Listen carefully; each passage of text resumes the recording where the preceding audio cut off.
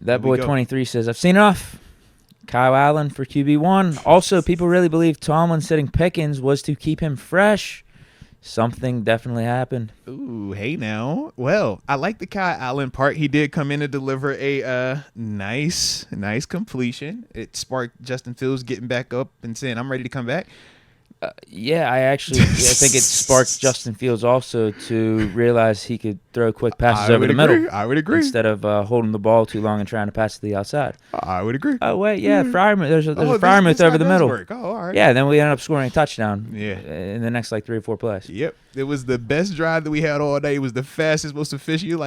That's all it took. Yeah, after that drive, it looked like Fields started to settle in, and then Pickens dropped a third down pass. Yeah, this is accurate. But yeah, I think Kyle Allen had 1-for-1, nice pass. I'm not declaring him QB1 though. I tell you, I'm not going that far. You like Kyle Allen when he makes his appearance. That's what I'm saying. You'll like him in appearances, especially with Russ getting healthy. Oh, whoa! Wait a minute. I'll just put it to you this way: I'm not having Kyle Allen supplant Russ or Fields, either one of them. Okay. I like how you ended it like that, Russ or Fields. I didn't know where you was going at first. I'm still good to roll with Fields. All right. We're gonna get to it. We're gonna get to it today. Fields took a little bit of a step back last night. I all good. I appreciate certain portions of his game though. Respect on that. Respect and Tom J. But some of it wasn't all on Fields either. There was a fair amount of wide receiver drops. I would agree. Wide receivers not running their routes completely. I would also agree. Predictable running game like usual. When you just have Najee back there and 2 guys off the practice squad, so that doesn't help a quarterback out. Mm-hmm. But then you still have the. All right, Fields, what's the deal with this fumble? Why is there always some type of ball security handling issue with him? I've realized that this is just part of his game. Every game that we've seen him play in a Pittsburgh Steelers uniform has featured some type of weird mishandling, potential awkward turnover, but it's not cool when you lose. 90% of the time, he gets them back, though. And even in last night's performance, he found some. Yeah, but then it's like 3rd and 24. I mean, that's the killer. Absolutely kills your drive. And then we also had. This was probably the first game while he's been in Pittsburgh where we saw some passes that were definitely in harm's way. Things that we've kind of been avoiding. He looked like preseason Fields. For a good portion of the game. I appreciate the would-be game-winning drive though. That counts a lot for me.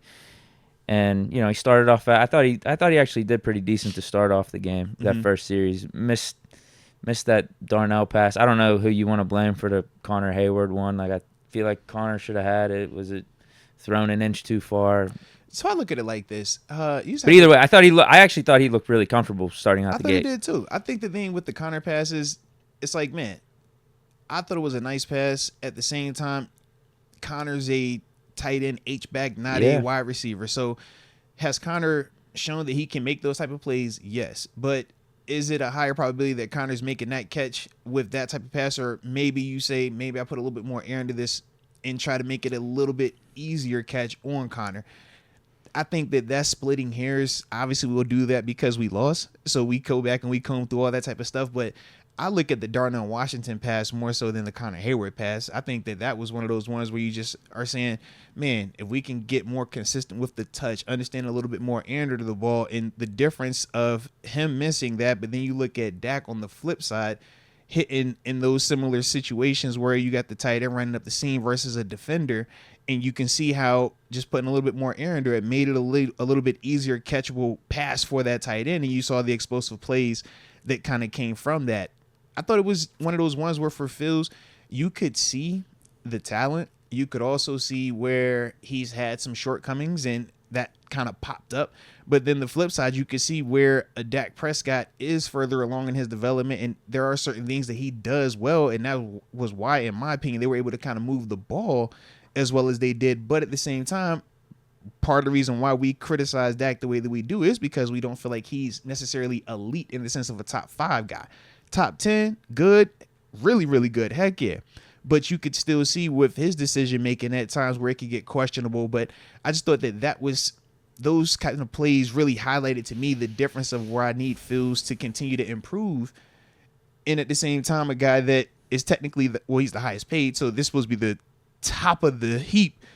I don't think that it's just this crazy, crazy gap. But I thought it was still a noticeable difference between those two dudes last night. think the narrative's a lot different if they drop that fourth down pass at the end of the game. I would agree as well, man. Yeah. You know, because it ends up being Fields does have a game-winning drive, grits out an ugly game. And we're going to talk about the defense standing up, you're making multiple stops in the red zone. You're looking at the Dak mistakes in the red zone and be like, yeah, that's typical Dak, and he can't come through in the fourth. That's why you don't pay him So just, 60. One play switches the narrative a ton. And if we do win that and everything stays the same except for that fourth down play, I don't think I'm bringing up Russ as much, or just even as open to. Won. Yeah, we would have won. You're 4-1 with Fields, and he's coming off a game-winning drive on Sunday Night Football. It's like, just roll with that against the Raiders. Yep. No reason to make any drastic changes, but I would also admit that Fields, even in a win, looked a little less than what he did the first 4 weeks of the season. Yeah. Overall. Yeah, I thought that this was probably if I'm grading him, the lowest of these starts thus far. Still wasn't like terrible in my eyes. Nah. But just in comparison to some of these other games that we've seen from him over the first 4 weeks, I just thought that he was more productive. I thought that he looked more control, and I thought that he did a better job of protecting the ball in some of those other games, whereas, like I said last night, that wasn't the case. Now, at the same time, you brought it up, man. With Connor, it was multiple players that didn't help him out. There was like 3 or 4 drops. Yeah, it was multiple players that did not help him out, where I thought the pass was good, the read was good, ball was good, and you have to finish those plays. Help your quarterback out, help your offense out, especially on a night where we're struggling on third downs. We were, 3 of 12 on third downs?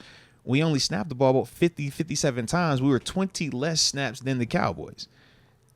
That's the stuff where you're just looking through and you're like, why are we having some of those type of things? And I don't think that that's anything schematic. That's just simple routine stuff, right? Because those throws weren't anything crazy, but it's just you got to maintain your focus on those opportunities and complete those plays. And now I think the flow of the game also feels different.